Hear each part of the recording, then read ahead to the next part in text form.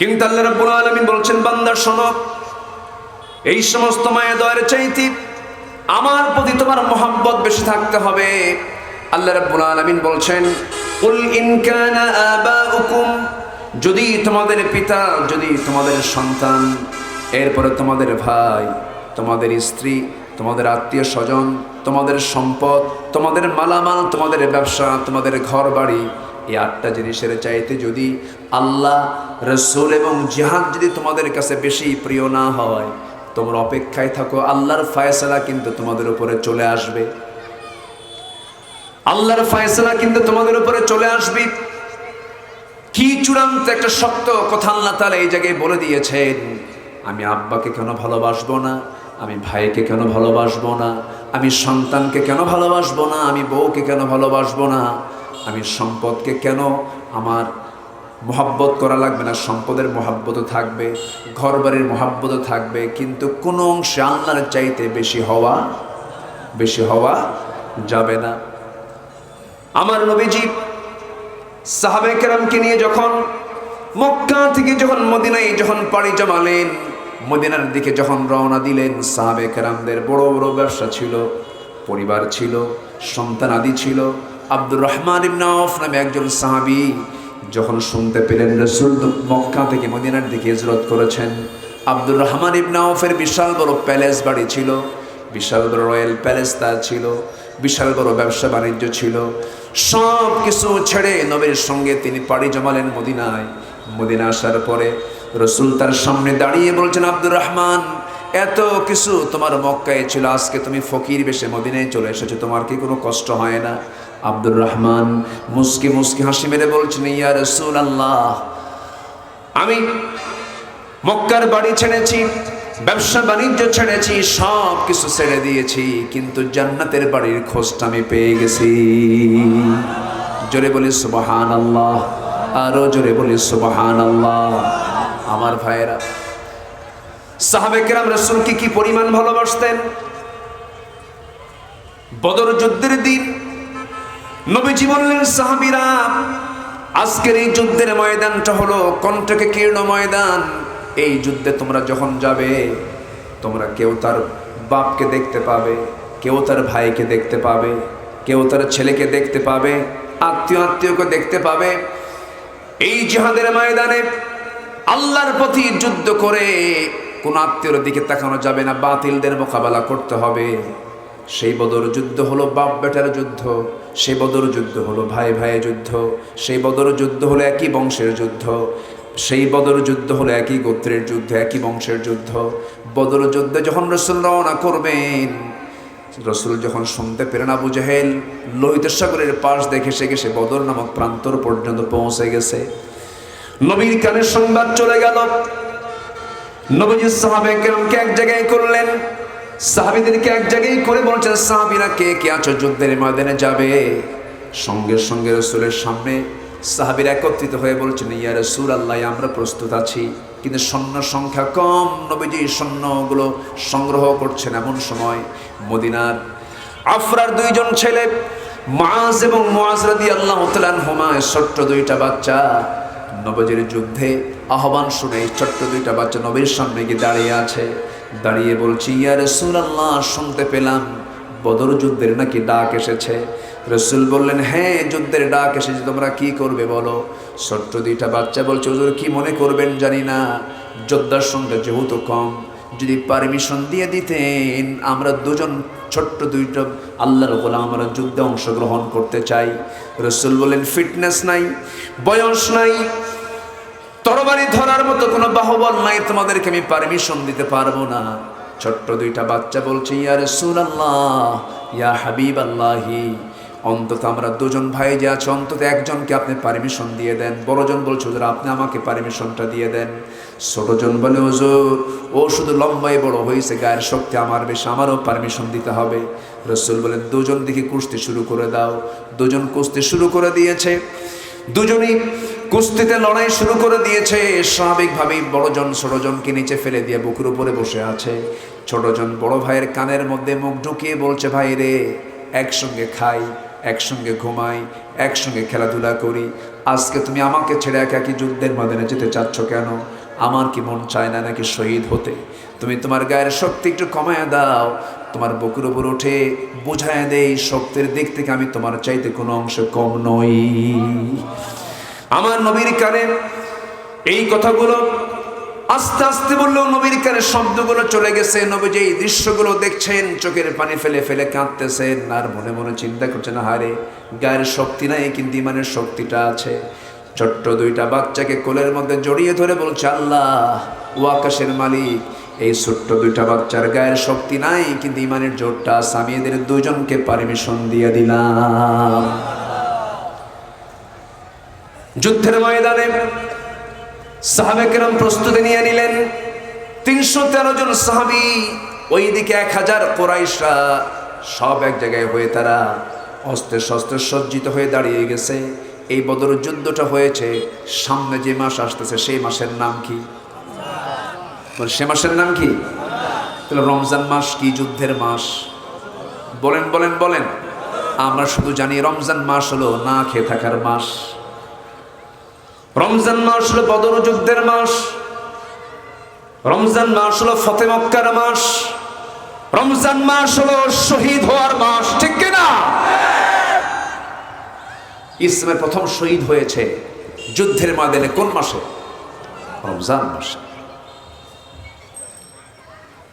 আমার নবীজি সাহাবায়ে কেরামকে নিয়ে যখন রওনা করলেন, 313 জন সাহাবী, ওইদিকে 1000 সৈন্য নিয়ে আবু জেহেল বদর নামক প্রান্তরে হাজির হয়ে গেছে। আমার নবীজি 313 জন সাহাবী নিয়ে চলে গেছেন। যুদ্ধের ময়দানে মুখোমুখি হচ্ছে সাহাবীরা তাদের বাবার সাথে, তাদের ভাইয়ের সাথে, তাদের জামাইয়ের সাথে, চাচা ভাতিজার সাথে।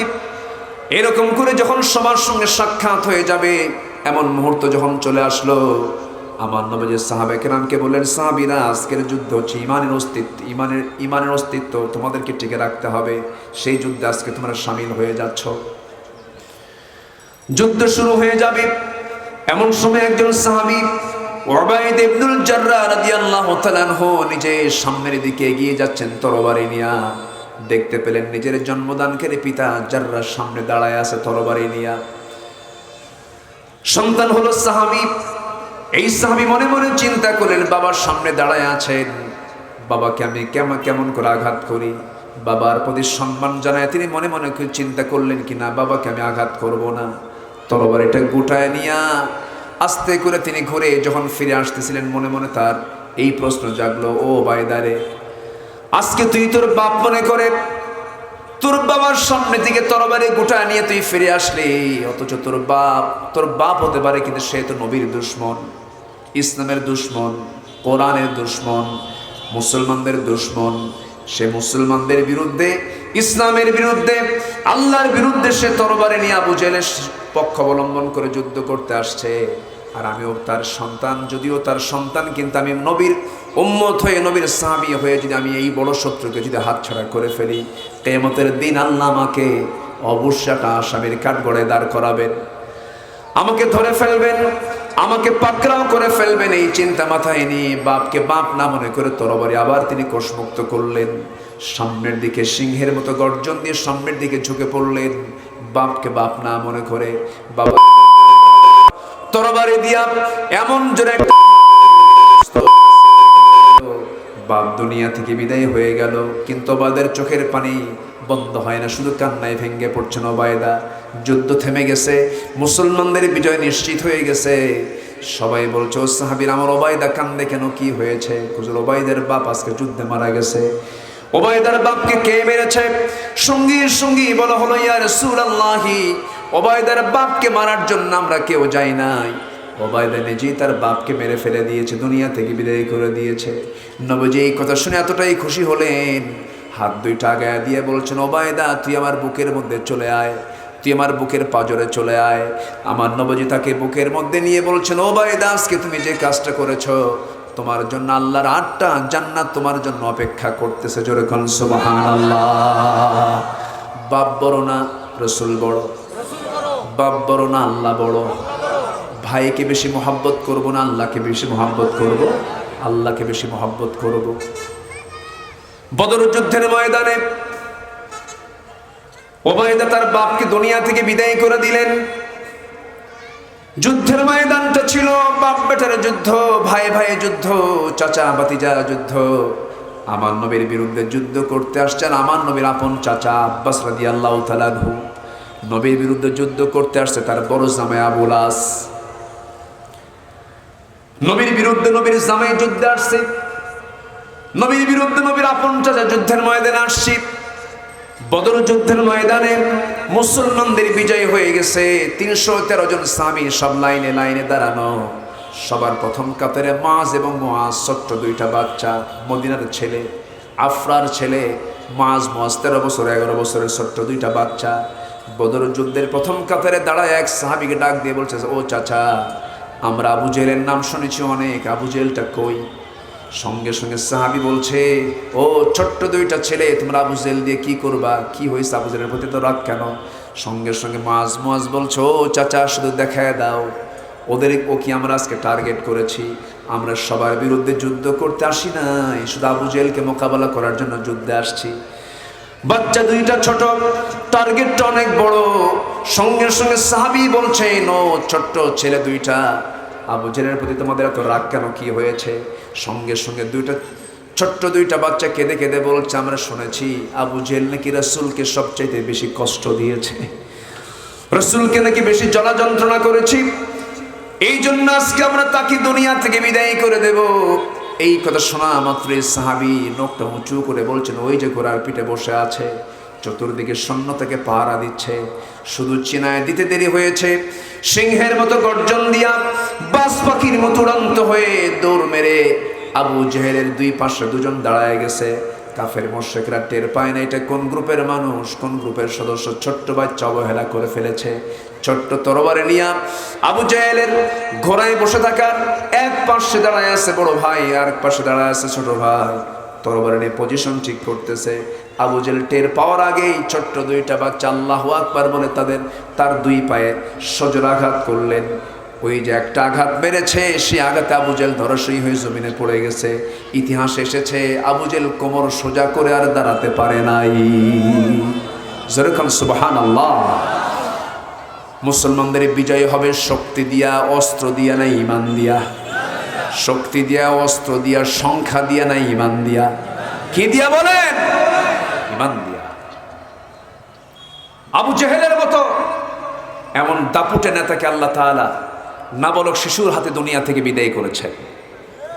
ফিরআউনের মতো দাপুটে নেতাকে আল্লাহ তাআলা পানিতে চুবায়া মেরেছেন। নমরুদের মতো একজন দাপুটে নেতাকে আল্লাহ তাআলা ন্যাংরা মশা দিয়ে বিদায় করেছেন। সে আল্লাহ আছে না নাই? আসতে বলবেন না, আছে না নাই? যারা ফিরআউনদের মতো আসমানি কিতাবের বিরুদ্ধে যারা ষড়যন্ত্র করছে, ফিরআউনের মতো আসমানি কিতাবে যারা আগুন ধরানোর ষড়যন্ত্র করছে, ফিরআউন হত্যা রাজনীতি চালু করে তাগুতকে প্রতিষ্ঠার জন্য যে পরিমাণ চতুর্মুখী ষড়যন্ত্র শুরু করেছিল, সেই ফিরআউনকে আল্লাহ তাআলা খতম করেছেন নিমিষের মধ্যেই। আজকের যুগেও যারা নব্য ফিরআউনের ভূমিকা পালন করে ইসলামের বিরুদ্ধে, কোরআনের বিরুদ্ধে যারা অবস্থান নিচ্ছ, শিক্ষা নাও ফিরআউন থেকে, নমরুদ থেকে। আল্লাহ ছাড় দেন, ছেড়ে দেন না, ঠিক কিনা? আমার দেশে প্রকাশ্যে রাসূলকে নিয়ে বলা হয়, কয়েকদিন আগে জাহান্নামের এক নরকীট সে বলেছে, তোমাদের নবী মুহাম্মদ মদিনার মাটিতে পচে গেছে, গলে গেছে। নবীদের লাশ কি কখনো মাটি খেতে পারবে? আসতে পারবে না, খেতে পারে? নবীদের লাশ হচ্ছে অক্ষত, নবীদের দেহ হচ্ছে অক্ষত, কোনো মাটি গ্রাস করতে পারবে না। এই জাতীয় কথা বলার পরেও কিন্তু কোনো প্রতিক্রিয়া নাই। রসুলের পারিবারিক জীবনে রসুলকে বিভিন্ন কটূক্তি করা হয়েছে আমার দেশে, বিভিন্ন সময় রুটিন ওয়ার্কের মতো। রসুলকে বলা হয়েছে জেনাকার মোহাম্মদ। রসুলের লাশ নিয়ে কথা বলা হয়েছে। এই সমস্ত কথা যারা বলবে তাদের বিরুদ্ধে ইমানদারের প্রতিবাদ করার দায়িত্ব আছে না নাই? আসতে বলবেন না, আছে না নাই? আমরা দ্ব্যর্থহীন কণ্ঠে জানিয়ে দিতে চাই, আমরা স্পষ্ট ভাষায় জানিয়ে দিতে চাই, আমাকে গালি দাও, আমার বাপকে গালি দাও, আমার ভাইকে গালি দাও, আমার নেতাকে গালি দাও, যা বলো সহ্য হবে। আল্লাহ রসুল কোরআন দিন নিয়ে কোনো কথা বলবা 32টা দাঁত তুলে ফেলা হবে। জিহ্বা আমরা টেনে ছিড়বো। রাজি আছেন কারা কারা? হাত উঁচু করে দেখান মুসলমান।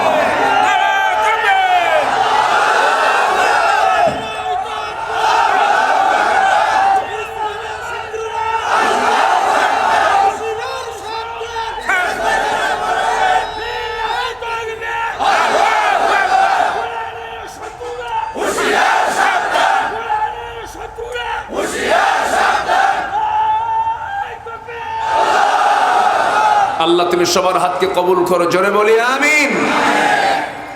সম্মানিত ভাইয়েরা, আমার দেশে একটা প্রশ্ন করব, মানুষ বেশি না চোর বেশি? মানুষ কই? শুধু মসজিদের কথা বলি। মসজিদে যাবেন আপনি, শহরের মসজিদ, নতুন জুতা কিনে আপনি মসজিদে ঢুকছেন, জুতা শুধু পিছনে রেখে প্রথম কাতারে আপনি নামাজ পড়তেছেন, রাখছেন পিছনে, নামাজ সামনে, সেজদায় যাইয়া তসবিহ আসবে, খালি মনে হবে জুতা আছে তো। আমি কি ভুল বললাম? এটা হলো মসজিদে একটা জুতার সিকিউরিটি। মসজিদের মতো জায়গায় জুতা নিরাপদ নাই। বাজারে যাবেন, সাইকেল রেখে শুধু এইদিকে তাকাইছেন, সাইকেল নেই। লোকাল বাসে উঠেছেন, যাবেন হলো রংপুরে, 2 পকেটে হাত সর্বক্ষণ রাখা লাগে। কোন ফেরেশতা যাবার হাত ঢুকাইয়া, ফেরেশতা কোথায় যাবেন? দেশ স্বাধীন হয়েছে আজকে 52 বছর। জাতির শ্রেষ্ঠ সন্তান হলো মুক্তিযোদ্ধা। 2000 মুক্তিযোদ্ধা, তারা মুক্তিযোদ্ধার ভাতা গ্রহণ করছে, যাদের বয়স হলো 52 বছর, যুদ্ধের বয়স 52 বছর। যুদ্ধ করলো কোন দিন?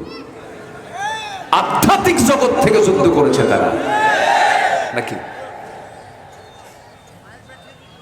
মায়ের পেট থেকে? একজন করেছে মায়ের পেট না, রুহের জগৎ থেকে। বিগত কয়েক বছরে 14 থেকে 16 লক্ষ কোটি টাকা এই দেশ থেকে পাচার করছে কোন ফেরেশতারা? হলমার্ক কেলেঙ্কারি, শেয়ার বাজার কেলেঙ্কারি, ব্যাংকের রিজার্ভ চুরির কেলেঙ্কারি, এই সমস্ত অপরাধের সঙ্গে দেশের সাধারণ কোনো জনগণ জড়িত নয়, আলেম ওলামা জড়িত নয়। কিন্তু আজ চরিত্রহীন লম্পট ওদেরকে আসামি করে যখন কাঠগড়ায় তোলা হয়, হাতে মেহেদি রাঙ্গানো,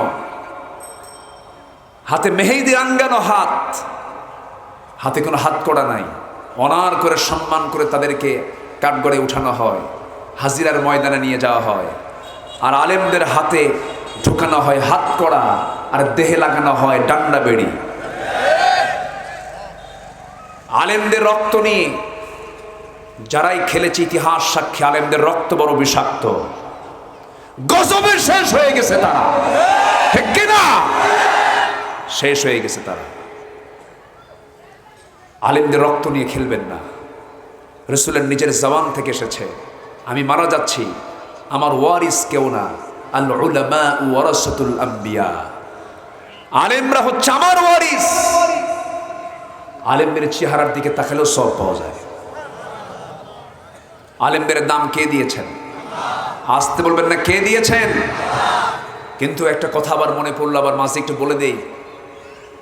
আজকে ইসলামকে ধ্বংস করার জন্য এক শ্রেণীর আলেমরাও কিন্তু কম দায়ী নয়, ঠিক কিনা বলেন? এক শ্রেণী কুড়াল বাঁশ কাটে না, বাঁশি বাঁশ কাটে। বাঁশি বাঁশ কাটে, কুড়ালের মধ্যে বাঁশ হয়ে ঢুকে ডান্ডা বানায়া, হাতল বানায়া কুড়াল বাঁশ কাটে। কিন্তু কুড়াল তো কাটে না, কুড়ালকে সহযোগিতা করে কি? বাঁশ, বাঁশই বাঁশ কাটে। আমি চিটাগাং যাব মাহফিলে, ঢাকা এয়ারপোর্টের ভিতরে ঢুকে বোর্ডিং পাসটা নিয়ে বসবো, কোথায় বসার জায়গা পাচ্ছি না। যেখানে যাবেন এখন পুরুষের আনাগোনা বেশি না মহিলার আনাগোনা বেশি? মহিলা। তাও কি গায়ে কাপড় চোপড় আছে? গায়ে কাপড় চোপড়ও নাই। এখন তো যত কাপড় চোপড় খোলে সে নাকি তত আধুনিক হয়। কাপড় চোপড় খুলে যদি আধুনিক হয়, বনের পশুর তো কোনো কাপড় চোপড় নাই, ওরাই তো পৃথিবীর সবচেয়ে আধুনিক প্রাণী। এই পিছনে কি হয়েছে? ও মাদের ভিতরে। আচ্ছা, সম্মানিত ভাইয়েরা, তো ভিতরে ঢুকে আমি জায়গা পাচ্ছি না, তো খুঁজতেছে আমার মতো টুপিওয়ালা কোথায়। তো দেখি যে একটা কোনায় এক হুজুর বসে আছে। তো ভাবলাম উনিও টুপিওয়ালা, আমিও টুপিওয়ালা, তো পাশে যে বসে সালাম দিলাম। উনি সালামের উত্তরটা ভালো করে নিলেন না, আমার শুধু আমার টুপির দিকে চেয়ে আছে, মানে ওনার টুপির সাথে আমার টুপির মিল নাই। এখন তো আমার টুপি দেখেও সালাম দেয়, টুপি যদি মেলে তাহলে সালাম দেয়, না হলে সালাম দেয় না। এইরকম হৃদয় নিয়ে, এত ছোট্ট হৃদয় নিয়ে মুসলমান কোনোদিন কোথাও বিজয় লাভ করতে পারবে না। টুপি তো এক একটা দেশের এক একটা থাকে। আফগানিস্তান ওরা এক টুপি পরে, ইরান আর এক টুপি পরে, ওমান এক টুপি পরে, পাকিস্তান এক টুপি পরে, ইন্ডিয়া এক টুপি পরে, আমাদের দেশে এক ধরনের টুপি ব্যবহার করা হয়। টুপি কোনো বিষয়, মানে টুপি কোনো বিষয় হলো? তো আমার টুপি দেখে উনি চেয়ে আসছে। আমি তাকে পরে বললাম, মুরব্বী আমি তো আপনাকে সালাম দিয়েছি, তাও কিছু কয় না। শেষে বললাম, মুরব্বী আপনার নামটা কি? বলতেছে আমি অমক পীরজাদা। যখন কইছে পীরজাদা, আমি ভাবলাম যে না, ভালো, পীরের সন্তান তো, আমি পীরকে মহাব্বত করি, কিন্তু ওই রকম গাঁজা খাওয়া পীর না, যারা খাজার নামে গাঁজা খাও, জুতা পেটা করা দরকার বেদবদের। তো আমি ওনাকে বললাম যে আপনি কে? আমি অমক পীরজাদা। এখন আমি বললাম ঠিক আছে, ভালো। এখন আমাকে উল্টা প্রশ্ন করে, আপনি কে? তো আমি বললাম আমি হলাম নবীজাদা। নবীজাদা মানে হ্যাঁ, আপনি যদি পীরের ছেলে হয়ে যদি পীরজাদা হতে পারেন, আমার বাপ আদম, আমি তার ছেলে, আমার বাপ আদম ছিল নবী, আমি তার ছেলে, জাদা, নবীজাদা, 1 ডিগ্রি বেশি হইলাম। আমার দিকে চেয়ে বসে আস, আর কিচ্ছু কয় না। লাভ কি? নবীর বাপ হয়েও লাভ নাই, নবীর ছেলে হয়েও লাভ নাই, নবীর চাচা হয়েও লাভ নাই, নবীর বউ হয়ে লাভ নাই। কি ঠিক কিনা বলেন? নবীর বউ ছিল, নূহ আলাইহিস সালামের বউ ছিল একজন কাফের, লাভ আছে? নূহ আলাইহিস সালামের পরিবারের এক ছেলে কেনান ছিল কাফের, লাভ আছে? ইব্রাহিম আলাইহিস সালামের বাবা ছিল আজর, সে কাফের, লাভ আছে? লাভ নাই। তাহলে নবীর বাপ হয়েও লাভ নাই, নবীর ছেলে হয়েও লাভ নাই, নবীর বউ হয়ে লাভ নাই। আবু লাহাবকে কোন বংশের মানুষ? বলেন কোন বংশের মানুষ? তাহলে বংশ দিয়ে লাভ আছে? বংশ দিয়ে লাভ আছে? বংশ দিয়েও লাভ নাই, কারো বাপ ছেলে এগুলো দিয়েও কোনো লাভ নাই। লাভ হবে ইমান দিয়া। লাভ হবে কি দিয়া? ইমান দিয়া। আগামী রমজান হবে কোরআন শেখার রমজান, জোরে বলি ইনশাআল্লাহ। যে দল কোরআনের কথা বলে সেই দলে আমরা যাব, যে দল ইসলামের কথা বলে সেই দলে আমরা যাব। যে দলে নেতা নিজে নামাজ পড়ে না, নামাজের জন্য বলে না, নামাজের কথা নাই যে দলের, সেই দলের নেতৃত্বকে আমরা জুতা মারি, জুতা মারি, জুতা মারি। আমাকে আপনাকে ফলো করতে হবে কোন কিতাব? আসতে বলবেন না, কোন কিতাব? এই কিতাবকে ফলো করতে হবে জীবনের এক জায়গায় না সব জায়গায়? এক জায়গায় না সব জায়গায়? সব জায়গায়। কোরআন দিয়ে যারা নামাজ পড়বে সমাজ গড়বে না, কোরআন দিয়ে যারা নামাজ পড়বে ব্যাংক চালাবে না, কোরআন দিয়ে যারা নামাজ পড়বে দেশ চালাবে না, কোরআন দিয়ে যারা নামাজ পড়বে ব্যবসা করবে না, কোরআন দিয়ে যারা নামাজ পড়বে কিন্তু পরিবার চালাবে না, এদের ঈমান আনা এখনো ঠিক মতো হয় নাই। আমার কথা কি ক্লিয়ার? আমার কথা কি বোঝা যায়? আল্লাহকে মানতে হবে এক জায়গায় না সব জায়গায়। ইবাদত কাকে বলে? শুধু নামাজ না। আবার ওরা বলে কি জানেন, আমরাও কোরআন পড়ি, আমরাও কোরআন বুঝি, বছরে বছরে হজে যাই, আমরা কি ইসলাম বুঝি না, কোরআন বুঝি না? এরকম করে প্রেশার দিয়ে কথা বলে। ওরা কোরআন বোঝে ওই কানার মতো। এক কানা গেছে মসজিদে নামাজ পড়তে, মাগরিবের ওয়াক্ত, নামাজ শুরু করার আগ দিয়ে ইমাম সাহেবের সঙ্গে কথা বলতে বলতে তর্ক বিতর্ক শুরু হয়ে গেছে। আজান শুরু হয়ে গেছে, ইতিমধ্যে নামাজ শুরু হয়ে গেছে। কানা লোকটা ইমামের পিছনে নামাজে দাঁড়াইছে। ইমাম সাহেব আর কাম পায় না, সূরা ফাতিহার পরে এমন একটা আয়াত বলছে যে আয়াতের অংশ হলো ওয়া কানা মিনাল কাফিরিন। কানা মনে মনে চিন্তা করে কি ব্যাপার, কিছুক্ষণ আগে গন্ডগোল হলো, নামাজের মধ্যে ফতুয়া জারি হলো, আমি কানা কাফের। কি কথা কি বুঝতেছেন? প্রচন্ড রাগে গোস্বায় ফেটে পড়ে চলে গেছে আবার বাড়িতে, কিছু বলে নাই। এদিকে যিনি ইমাম তার আবার একটা পা হলো খাটো সাইজের ন্যাংড়া। তো পরের দিন সন্ধ্যায় আবার নামাজ পড়তে গেছে। ইমাম সাহেব সূরা ফাতিহা পড়ার পরে যে আয়াতটা আগের সন্ধ্যায় বলেছিল, আগের দিন পছন্দের আয়াত, তো আবার ওই আয়াতটাই পড়া শুরু করছে। যখনই বলছে ওয়া কানা মিনাল কাফিরিন, পিছন থেকে কানা লোকমা দিচ্ছে ওয়া ল্যাংড়ানা মিনাল ফাসিকিন। আমি কানা যদি কাফের হই, তুই ন্যাংড়া হলি ফাসিক। ওরা কোরআন বসে ওই কানার মতো। আসতে বলবেন না, জোরে বলুন ঠিক কিনা? কোরআন যদি বুঝতো সমাজে সুদ থাকতো না, ওয়াজ করে সুদ বন্ধ হবে না, মসজিদ বানায়া শুধু নামাজ সুদ বন্ধ হবে না, মাদ্রাসা বানায়া সুদ বন্ধ হবে না। সুদ, জেনা, ব্যভিচার, মদের ফ্যাক্টরি, মদের বোতল, এগুলো বন্ধ করার জন্য আইন করে বন্ধ করতে হবে মুসলমান। এত সস্তা না।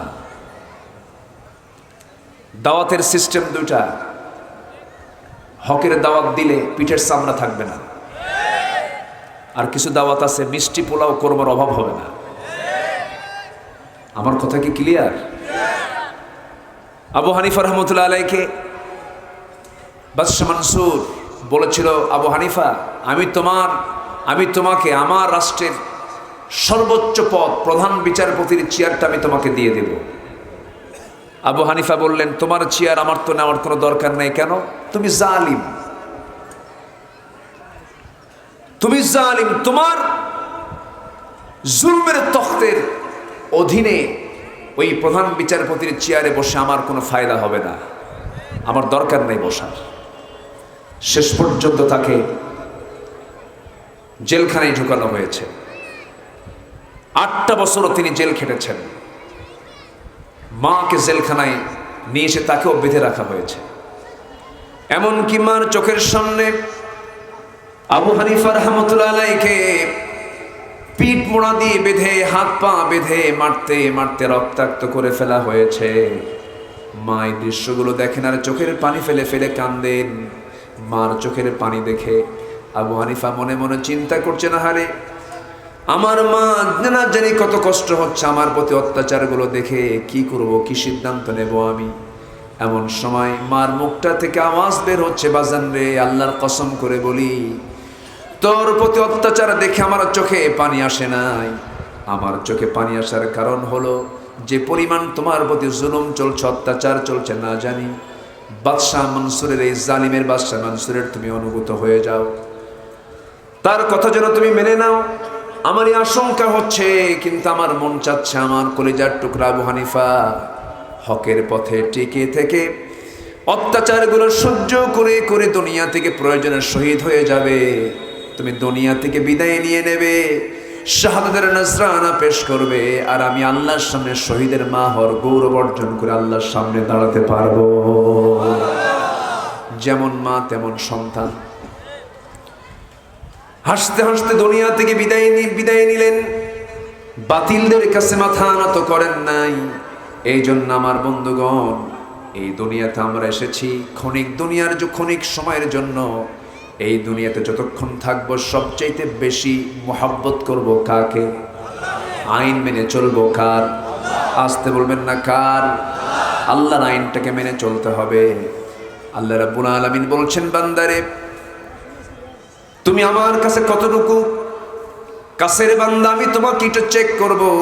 এই পৃথিবীতে যত মোহাব্বত আছে, ভালোবাসা আছে, সকল ভালোবাসার চাইতে 1 নাম্বার ভালোবাসা উৎসর্গ করতে হবে। 1 নাম্বার কার জন্য? আসতে বলবেন না কার জন্য?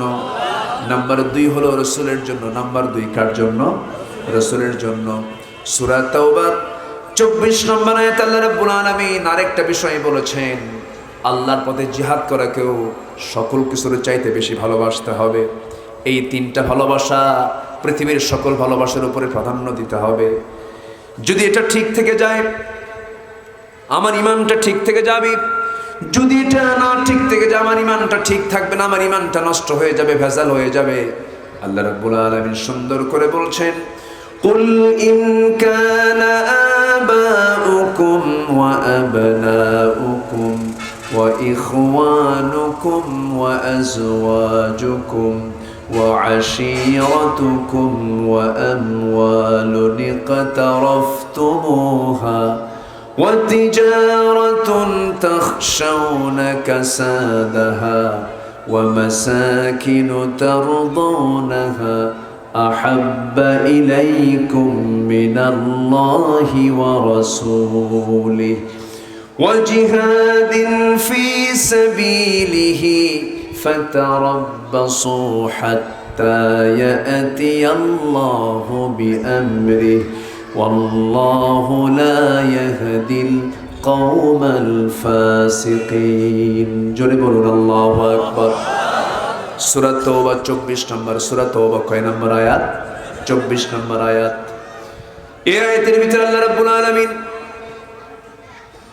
এই যে পৃথিবীতে আমরা এসেছি, এই পৃথিবীতে আসার ফলে মা বাবার প্রতি মহব্বত, ছেলের প্রতি মহব্বত, বাবার প্রতি মহব্বত, ভাইয়ের প্রতি মহব্বত, ব্যবসার প্রতি মহব্বত, মালামালের প্রতি মহব্বত, এই সমস্ত ভালোবাসাগুলো কে দিয়ে দিয়েছেন?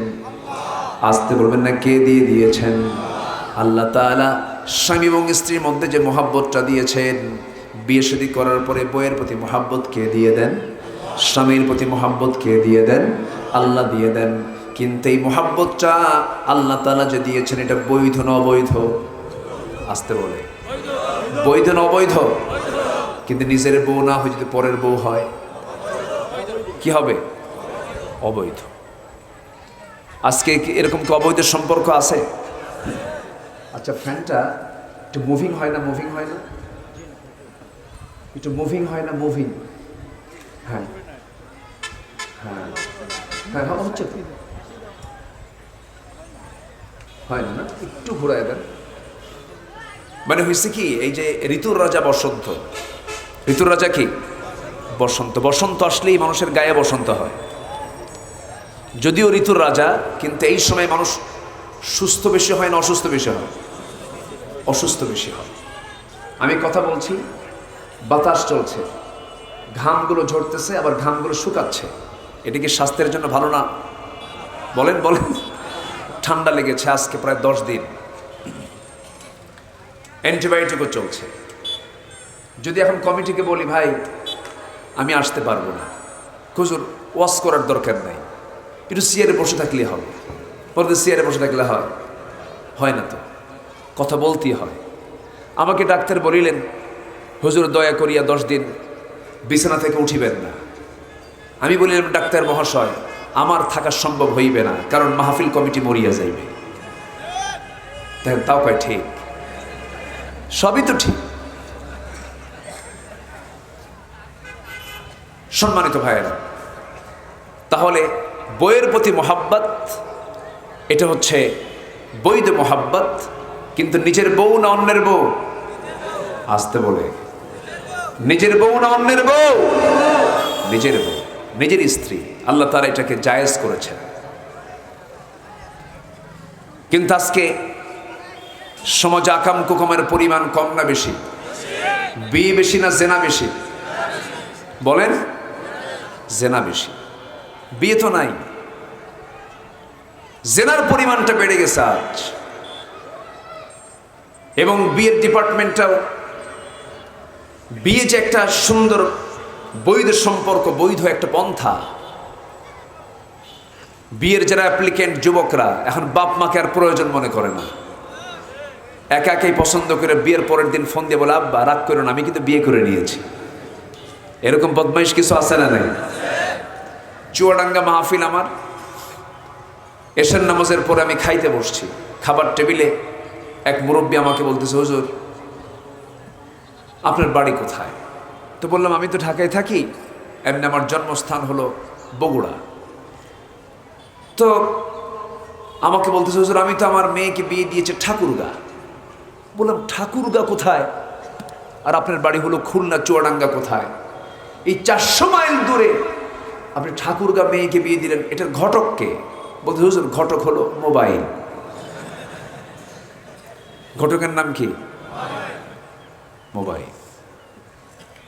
যদি কেউ কারো মেয়েকে, যদি কেউ তার মেয়েকে যদি বিয়ে দিতে না পারেন, হুজুর আমি আমার মেয়েকে আর বিয়ে দিতে পারতেছি না, তাহলে খুব সহজ পন্থা, শুধু একটা মোবাইল কিনে দিবেন, একদম ইজি ব্যাপার। আমি এর চাইতে সহজ ভাষায় আমি আর বোঝাতে পারবো না। মোবাইল কিনে দিলেন কেন হুজুর?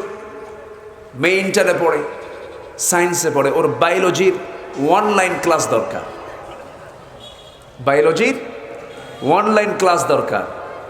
আমি ওকে পড়াশোনার জন্য মোবাইলটা কিনে দিলাম, কিন্তু ও যে এই অনলাইন খুঁজছে তা তো আমি টের পাই নাই।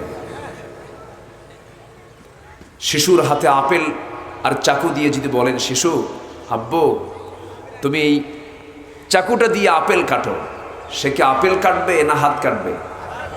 হাত কেটে ফেলবে।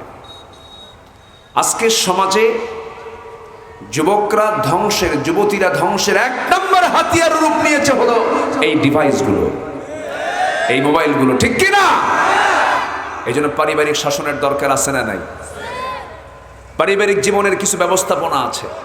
আমি আলোচনার মাঝে একটু বলে ফেলে দিই, সামনে বহু কথা আছে। এই পৃথিবীতে এই ক্ষণিক দুনিয়ায় 60-70 বছর জিন্দেগিতে চলতে গিয়ে অনেক মহাব্বত তৈরি হয়। আল্লাহ তাআলা এখানে মহাব্বতগুলো কিসের কিসের তা তুলে ধরেছেন। 8টা মহাব্বতের কথা আল্লাহ তাআলা বলেছেন। আল্লাহ বলছেন এই 8টা মহাব্বতের চাইতে আমার প্রতি, নবীর প্রতি, জিহাদের প্রতি মহাব্বত বেশি থাকতে হবে। জোরে বলেন সুবহানাল্লাহ।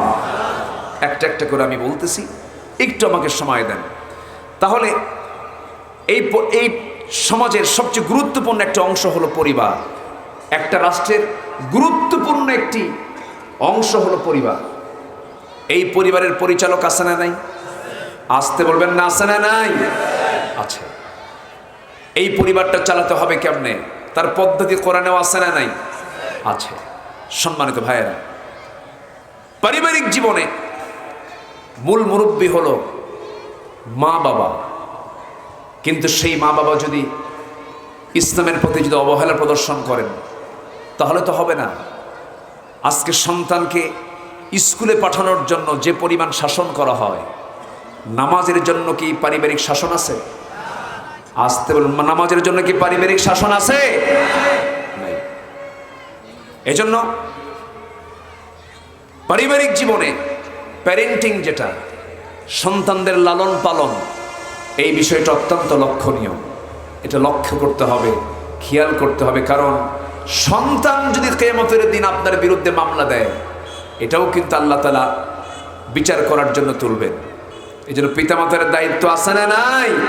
আচ্ছা, আল্লাহ রাব্বুল আলামিন বলেন, মান আমিলা সালিহাম মিন যাকারিন আও উনসা ওয়া হুয়া মুমিনুন ফালানুহয়িয়ান্নাহু হায়াতান তাইয়্যিবাহ ওয়া লানাজজিয়ান্নাহুম আজরাহুম বিআহসানি মা কানু ইয়ামালুন।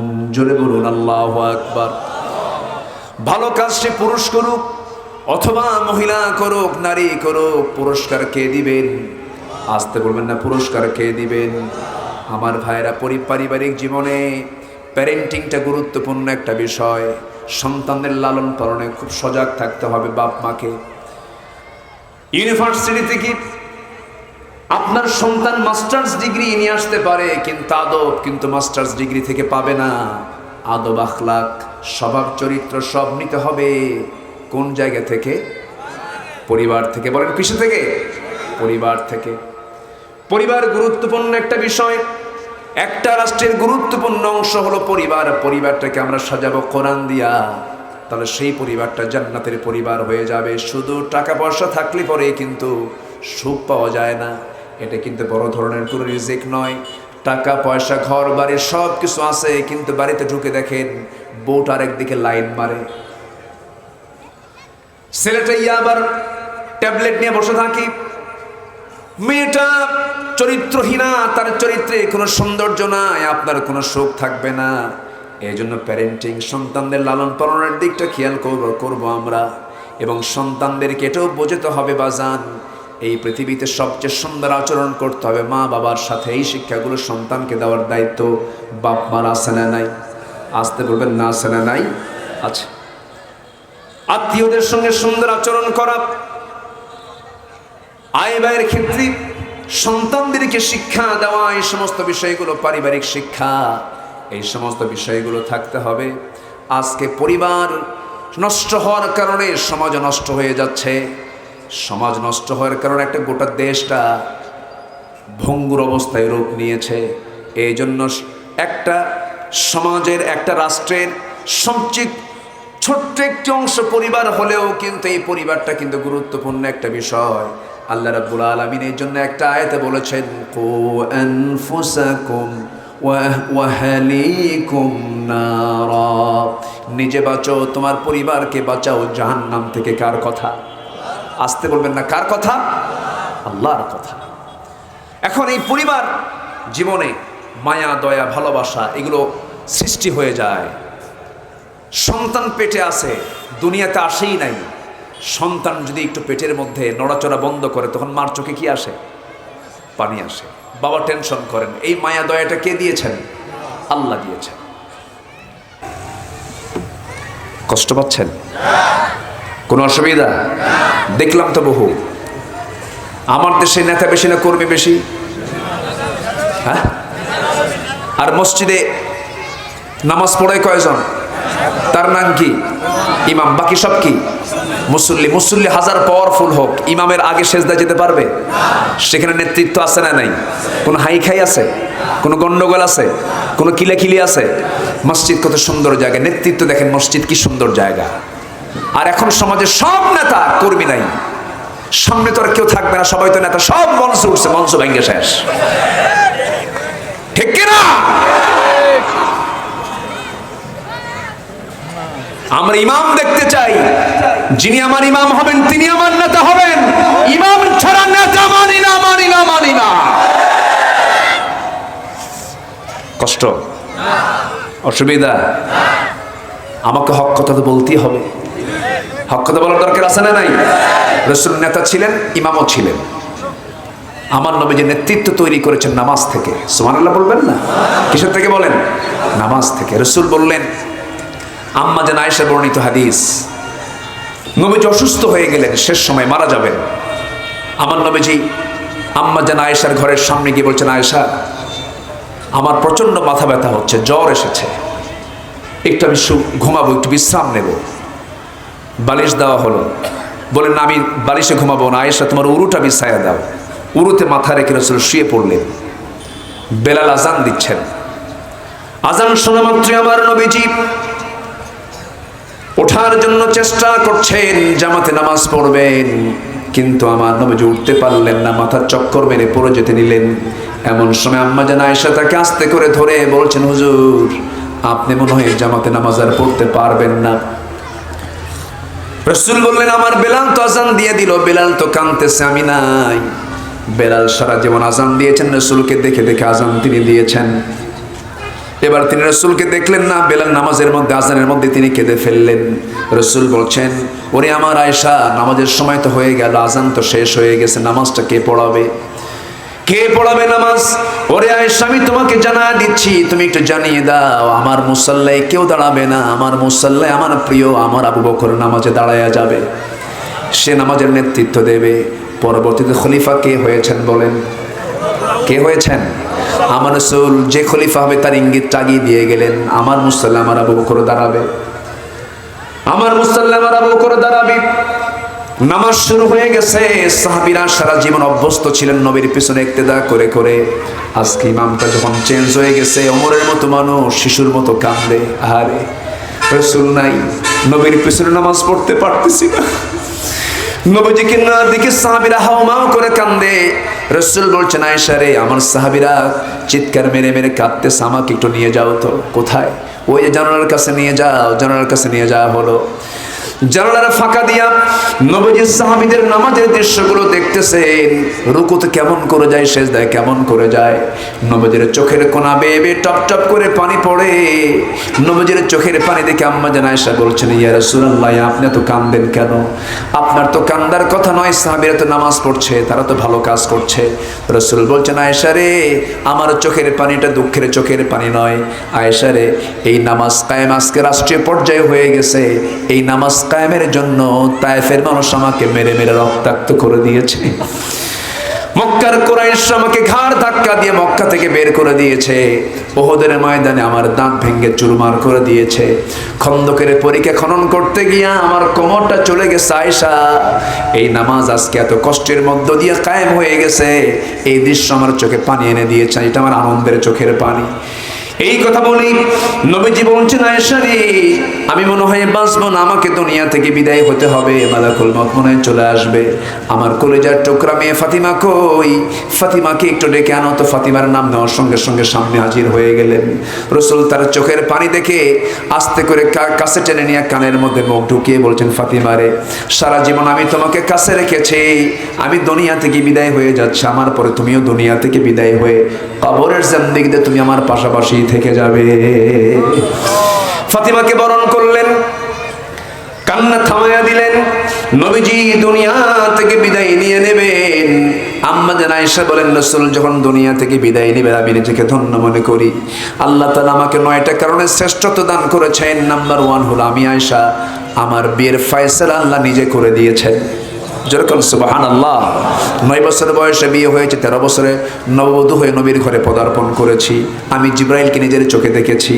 আমার নবীজি তার জীবনের শেষ খাবার খেয়েছেন। আমি আয়েশা আমার মুখের লালা। আমি মেসওয়াক রাসূলকে দেব, মেসওয়াকটা চাবায় চাবায় নরম করে দিয়েছি।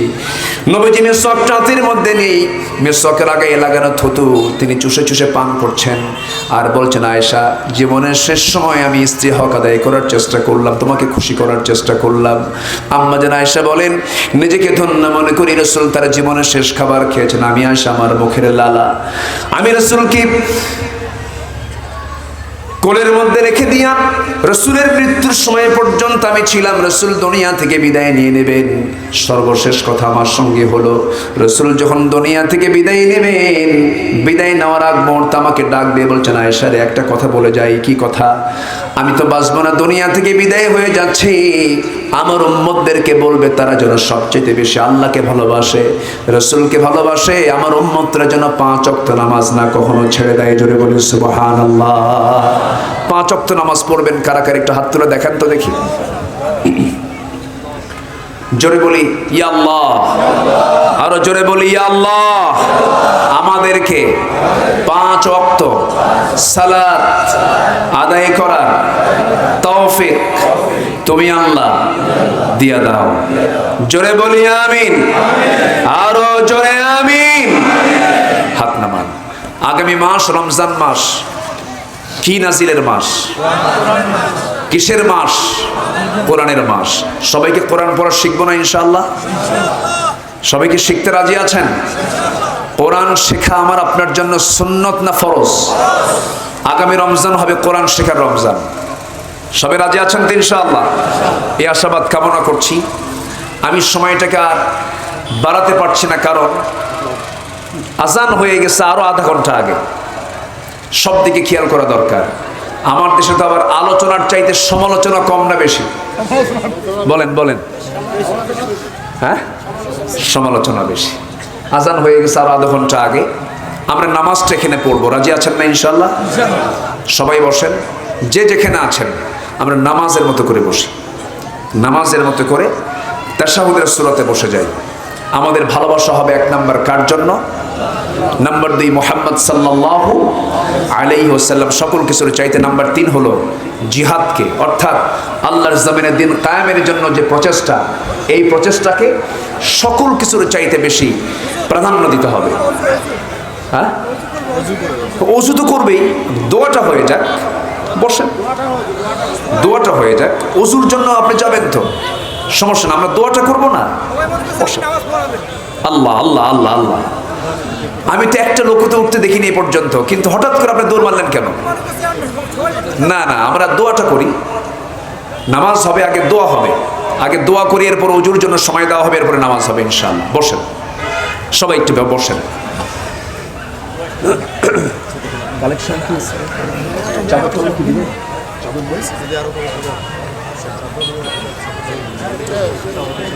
আচ্ছা জি, সম্মানিত ভাইয়েরা, অনেকে মাহফিল অনেক পরে আসছেন, তো আমি একটু আরজ রাখবো, যেহেতু মাদ্রাসার মাহফিল, এখানে দান করা একটা ভাগ্যের বিষয়, কিন্তু বলি আলহামদুলিল্লাহ। অনেকে যারা দেন নাই, আমি সবার কাছে আরজ রাখবো, কিছু না কিছু 10 টাকা হলেও আমরা কিছু দেব, জোরে বলি ইনশাআল্লাহ। ইকো দেওয়ার দরকার নেই, ইকো দিয়েন না, কিছু না কিছু হলেও আমরা দেওয়ার চেষ্টা করব, জোরে বলি ইনশাআল্লাহ। সবাই নামাজের মতো করে বসি। আর আজকের মাহফিলের সম্মানিত প্রধান অতিথি মহোদয় তিনি আসছেন, তিনি অত্যন্ত গভীর মনোযোগ দিয়ে আমার আলোচনাগুলো শুনেছেন, তো উনি শুধু 2টা মিনিট ওনার সম্মানে তিনি একটু সালাম দিবেন, রাগ করবেন না তো? একটু বসেন। জি,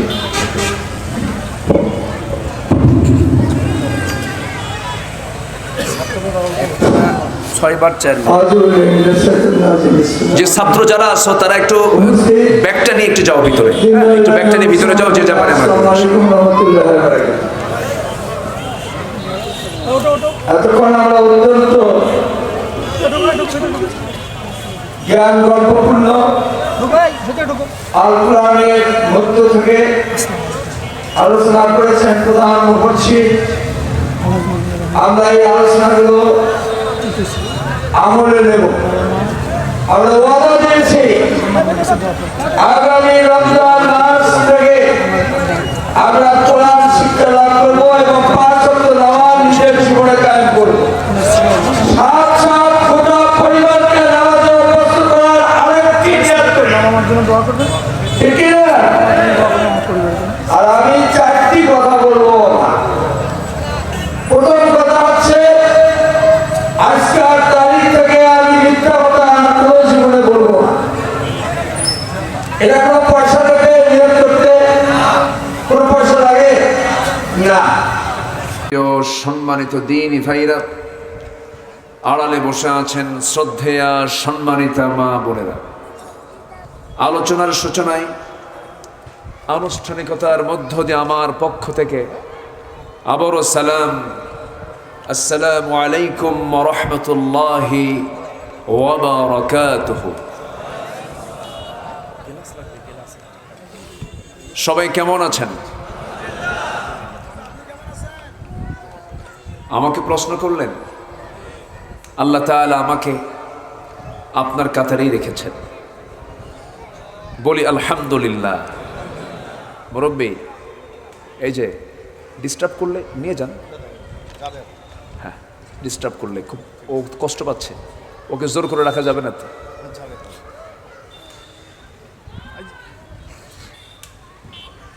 সম্মানিত হাজিরিন, আল্লাহ তাআলার মেহেরবানি, যে মহান আল্লাহ সুবহানাহু ওয়া তাআলা আমাকে আপনাকে সুস্থতার মতো শ্রেষ্ঠ একটি নিয়ামতকে সাথে নিয়ে সারাদিনের সকল কাজকর্মের স্থগিত ঘোষণা করে যিনি আমাকে আপনাকে এমন সুন্দর আয়োজনে শামিল হওয়ার তৌফিক দান করলেন, সেই মহান জাল্লে শানুহুর দরবারে আমরা সবাই লাখ কোটি সুজুদ শুকর আদায় করছি, মুহাব্বাতান জোরালো কণ্ঠে বলে উঠছি আলহামদুলিল্লাহ। জোরে বলছি আলহামদুলিল্লাহ, চিৎকার মেরে বলছি আল্লাহুম্মা ইন্নী আসআলুকা আল হুদা ওয়াত তুকা ওয়াল আফাফা ওয়াল গিনা। সবাই বলি আল্লাহুম্মা লাকা আসলামতু ওয়া বিকা আমানতু ওয়া আলাইকা তাওয়াক্কালতু ওয়া ইলাইকা আনাবতু ওয়া বিকা খাসামতু। আমরা আল্লাহ তাআলার শুকর আদায় করে নিলাম। আমার আগের মেহমান যিনি কথা বলেছেন, তার কথার পরে আমার তেমন কোনো কথা থাকে না। অত্যন্ত অভিজ্ঞ একজন প্রথিতযশা আলেমে দ্বীন। তিনি কোন সূরা থেকে কথা বলেছেন? সভাপতিকে জি, কোন সূরা থেকে তিনি কথা বলেছেন? সূরা আনফাল থেকে। হ্যাঁ, কোন সূরা থেকে? সূরা আনফাল থেকে। উত্তর নিতে হবে তো, খালি বসলে হবে না তো। এটা ক্লাস না, এটা ক্লাস তো। তাহলে উনি কোন সূরা থেকে কথা বলেছেন? সূরা আনফাল থেকে। দেখি, আমি ওই সূরা নয়, আমি ওর পরের সূরা থেকে আমি কথা বলবো ইনশাআল্লাহ। সূরা আনফালের পরে যে সূরাটা, সেই সূরার নাম কি বলুন? জি, আপনি হাফিজ কোরআন, আলহামদুলিল্লাহ। সূরা তাওবা থেকে। আমি ওনার পরেই থাকি, আমি ওনার আগে যাব না। উনি সূরা আনফাল থেকে কথা বলেছেন, আমি সূরা তাওবা থেকে আমি কিছু কথা বলতে চাচ্ছি। ওয়ামা তাওফীকি ইল্লা বিল্লাহ আলাইহি তাওয়াক্কালতু ওয়া ইলাইহি উনীব। সেই মহান রবের প্রতি ভরসা রেখে আসুন আমরা আলোচনার দিকে চলে যাচ্ছি। মাইকোলা, এটা আওয়াজ বাড়ান, এটা আওয়াজ বাড়ান। আমার কানেও তো আওয়াজ বাজতেছে না। একটু সুন্দর করেন। আমি যা বলি তাই যদি হয় তাহলে আর কি হলো,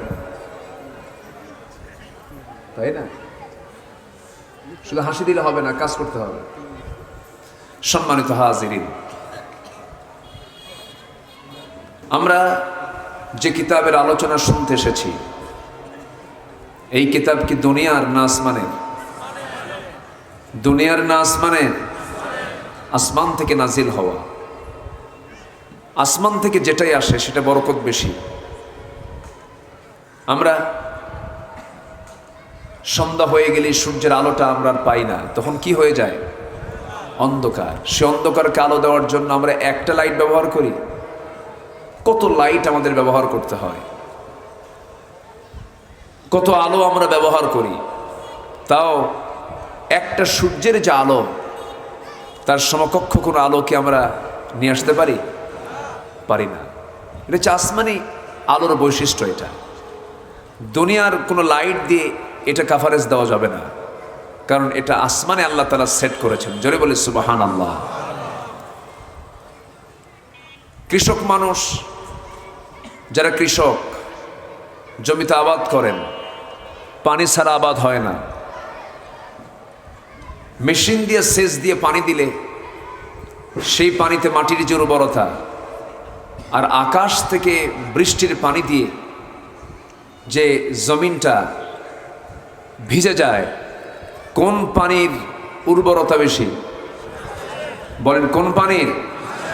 বৃষ্টি আসেই নাই, শুধু আকাশে মেঘের গর্জন শুরু হয়েছে, তর্জন গর্জন, শুধু এতটুকুন শুরু হয়েছে।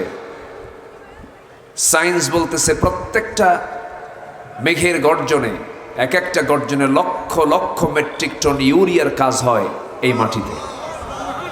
জোরে বলি সুবহানাল্লাহ। তাহলে আসমানের বরকত কম না বেশি?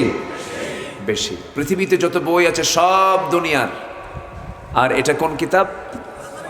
আসমানি। এটার বরকত কম হবে না বেশি হবে? বেশি হবে। কিন্তু দুঃখ লাগে কি জানেন?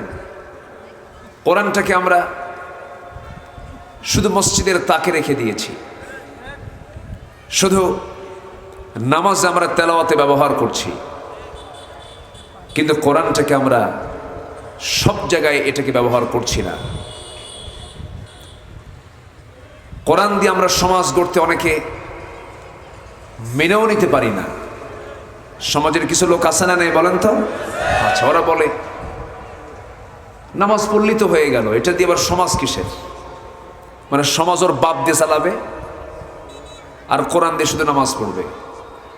কোরআন শুধু নামাজের জন্য নাজিল হয়নি, কোরআন নাজিল হয়েছে পৃথিবীর সকল সমস্যার সমাধান নিশ্চিত করার জন্য। জোরে বলি সুবহানাল্লাহ। সম্মানিত ভাইয়েরা, গোটা পৃথিবীতে আজকে প্রায় 800 কোটি মানুষ, 228টি দেশ নিয়ে এই গোটা পৃথিবী।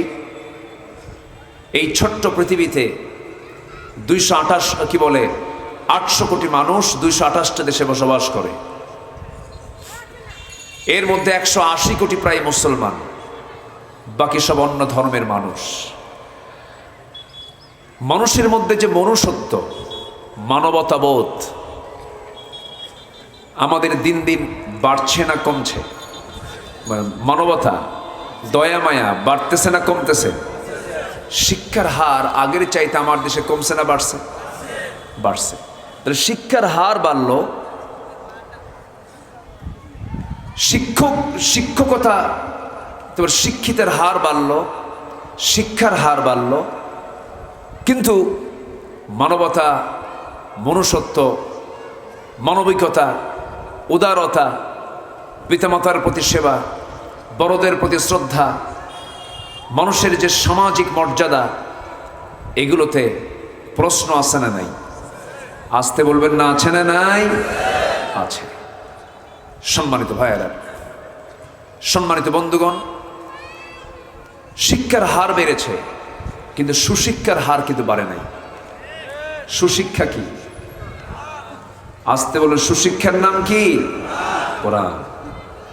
কোরআনের শিক্ষায় যে শিক্ষিত, সে হলো প্রকৃত শিক্ষিত। আপনি জেনে অবাক হবেন, বাবা মা সন্তানের কাছে বোঝা হয়ে যায়।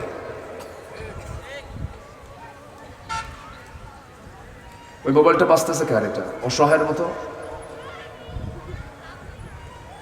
আচ্ছা, সম্মানিত ভাইয়েরা, আজকে মা বাবা হচ্ছে পৃথিবীর সবচেয়ে বড় সম্মানজনক একটা আসন। যে বাপমার জায়গা হলো, যে বাপমার সম্মান হলো আল্লাহর পরে, সুবহানাল্লাহ বলবেন না? সেই বাপমা আজকের সমাজে এতটাই অবহেলিত, হায়ার এডুকেটেড ডাক্তার, ইঞ্জিনিয়ার, তাদের বাপমাকে তাদের দেখার সময় নাই, তাদেরকে বৃদ্ধাশ্রমে রেখে আসা হয়। আমার কথা কি বুঝে আসতেছে? তাহলে আমরা যে শিক্ষিত হচ্ছি, আমরা যে জ্ঞানী হচ্ছি, সেই জ্ঞান কি কোরআনের জ্ঞানে জ্ঞানী হচ্ছি আমরা? না। সম্মানিত ভাইয়েরা, শুধু আদমশুমারিতে মুসলমান হলে চলবে না, আমাকে আল্লাহর তালিকায় মুসলমান হতে হবে। কার তালিকায়? আল্লাহর তালিকায় মুসলমান হতে হবে। আল্লাহর তালিকায় আমার নামটা থাকতে হবে, আমি মুসলমানদের অন্তর্ভুক্ত কিনা। আফসোস লাগে, আমার বুকটা ফেটে যায়। এই দেশে অসংখ্য সন্তান তাদের পিতামাতার সঙ্গে নাফরমানি করে, খারাপ আচরণ করে, এমনকি সন্তানের হাতে মা বাপ পর্যন্ত খুনও হয়। আমার দেশে এই রেকর্ড আছে না নাই? আছে না নাই? আছে। কেন? কি জন্য হচ্ছে? মূল কারণ হলো, মূল শিক্ষা থেকে জাতিকে বঞ্চিত রাখা হয়েছে। আমি যদি এখানে প্রশ্ন করি, মুসলমান কারা কারা, সবার হাত উঠবে। ইমানদার কারা কারা, সবার হাত উঠবে। যদি বলা হয় কোরআন সহি করে পড়তে পারেন কয়জন, কারা কারা, সবার হাত কি উঠবে? আচ্ছা, এটা কি আমাদের শুধু ব্যর্থতা না চরম ব্যর্থতা? আচ্ছা, আমরা যে কোরআন পড়া সবাই পারি না, এটা কেন পারি না? কি জন্য পারি না বলেন? এটার জন্য দায়ী কে? হ্যাঁ, কেউ কিছু কয় না। হ্যাঁ বলেন, আমি প্রশ্ন দিয়েছি আপনাদের কাছে, আমরা যে কোরআন পড়তে পারি না সহি করে, এটার জন্য দোষটা কার? একজন বলেছেন নিজের। ঠিক আছে, নিজের। আরো কিছু দোষ আছে না নাই বলেন? আসতে বলে, আছে না নাই? আছে। নিজের অপরাধের জন্য নিজেকে জাহান্নাম কাটতে হবে, এটা ঠিক আছে, কিন্তু আমি কোরআনটা কেন পড়া শিখলাম না, কেন শিখতে পারলাম না, এটার জন্য দায়বদ্ধতা আছে। পারিবারিকভাবে কিছু দোষ আছে, সামাজিকভাবে কিছু দোষ আছে, এবং শিক্ষা ডিপার্টমেন্টের দোষও আছে না নাই? আসতে বলবেন না, আছে না নাই? মুরব্বী একটা দামি কথা বলে দিয়েছেন আমার কানে, উনি দিয়েছেন, যত পরীক্ষা আমার দেশে হয়, লিখিত পরীক্ষা, ভাইবা পরীক্ষা, যদি এমনটা যদি শর্ত করে দেওয়া হতো, যারা মুসলিম পরিবারের সন্তান তাদের জন্য নামাজ যেহেতু আদায় করা ফরজ, নামাজকে সহি করতে গেলে কোরআন সহি করে পড়াও ফরজ, সেহেতু প্রত্যেক মুসলমান যারা শিক্ষার্থী হবে পরীক্ষা অংশগ্রহণ করতে গেলে ভাইবা বোর্ডে তাকে গোটা কোরআনের যে কোনো জায়গা থেকে 1 পৃষ্ঠা কোরআন তাকে সুন্দর করে তেলাওয়াত করে শোনাতে হবে। এমন কন্ডিশন যদি প্রত্যেকটা শিক্ষার্থীর জীবনে যদি বাধ্যতামূলক করে দেওয়া হতো, আমার দেশে কি এই চিত্র থাকতো নাকি? আসতে বলে এই চিত্র থাকতো? কিন্তু এটা করবে কে? এটা করার তো লোক নাই। বরঞ্চ তা না করে ঢুকানো হয়েছে মানুষটাকে বানর ছিল, তা না করে আরো ঢুকানো হয়েছে মানুষটাকে আগে কি ছিল? বানর ছিল। বলেন তো এটা কোনো কথা? আমরা হলাম আদম সন্তান। আল্লাহ তাআলা আমাদের কত সম্মান দিয়েছেন। আমরা কি সন্তান বলেন? আদম। পৃথিবীর প্রথম মানুষকে আদম। উর্দু ভাষায়, হিন্দি ভাষায় মানুষকে আদম বলে। নেক আদমি সে দোস্তি করো, ভালো মানুষের সাথে মোহাব্বত তৈরি করো। সৈয়দপুর তো পাশেই, তাই না? হ্যাঁ, সৈয়দপুরে কিন্তু উর্দু চলে খুব। আচ্ছা, তো ভালো মানুষের সঙ্গে মোহাব্বত তৈরি করো। তো মানুষকে উর্দু হিন্দিতে বলে হলো আদমি। সেখান থেকে আমার দেশে শুমারি হতো আদম শুমারি। কি সমস্যা? কি দুটোই বন্ধ? ভালো, আপনারা না শোনেন, সমস্যা কি? হ্যাঁ, কি এখন কি বাজে? শোনা যাচ্ছে না? কিছুই শোনা যায় না? একটু জিকির করি লা ইলাহা। কি শোনা যায়? এখন শোনা যাচ্ছে? বলি আলহামদুলিল্লাহ।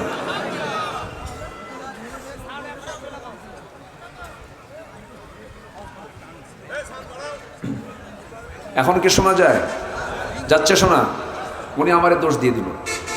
কোন আস্তে আস্তে বলতে যেন শোনা যায়। ইন্না আনকারাল আসওয়াতি লাসাউতিল হামির। সবচেয়ে বড় আওয়াজে কথা বলে গাধা। সবচেয়ে বড় আওয়াজে কথা বলে কে? তা আমি কি গাধার মধ্যে চিল্লাবো?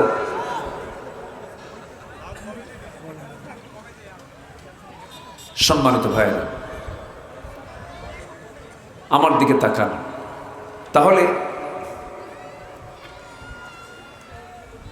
আদমশুমারি আমার দেশে আদমশুমারি হয়েছে না? মাঝখানে আদমশুমারি হয়েছে না? অন্য কিছু হয়েছে? হ্যাঁ, আদম কিন্তু নাই। আর কি শুমারি হয়েছে?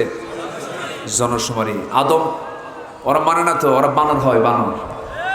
অতএব যারা বলছে বানর মানুষ আগে ছিল, ওদের জন্য শুমারি হওয়া দরকার বানর শুমারি। ঠিক কিনা? বানর শুমারি হওয়া দরকার। বানরের বংশধরদের কাছ থেকে আদম সন্তানদের শিক্ষা নেবার কিছু নাই। আমরা আদম সন্তান, আমাদের দাম আছে না নাই? আচ্ছা, আল্লাহ তাআলা আমাকে আপনাকে দাম দিয়েছেন।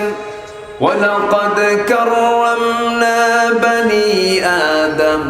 আমি আদম সন্তানকে সম্মান দিয়েছি, মর্যাদা দিয়েছি, দাম দিয়েছি। এই দাম, এই সম্মান, এই মর্যাদা